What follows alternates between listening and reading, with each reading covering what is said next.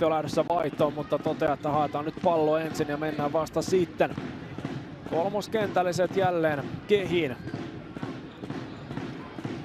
Ja selkeästi KRP nuo kaksi muuta kenttää ovat nostaneet kärkeä hieman ylemmäksi tässä kolmoskentällisessä. Ainakin toistaiseksi Viitakoskikin pysynyt hieman alempana, mutta katsotaan reagoiko sitten tähän.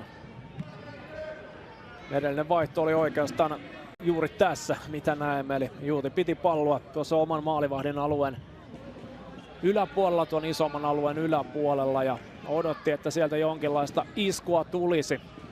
Ja sitähän TPS tässä kyttää.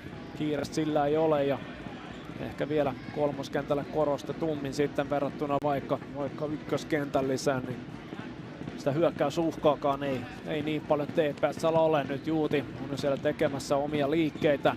Odottelee edelleenkin. Viitakoski on vähän nostanut ja nostaa edelleen, mutta palaa sitten siihen noin 70-60%.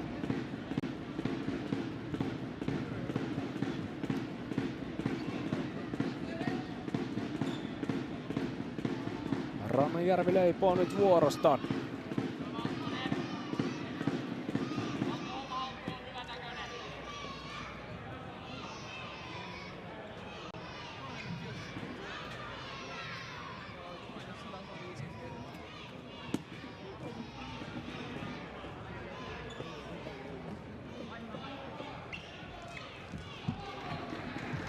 TPS vaihtaa. Ykköskentällinen tulee kehiin ja kuten näkyy, niin Laakso on siellä selkeästi ylempänä.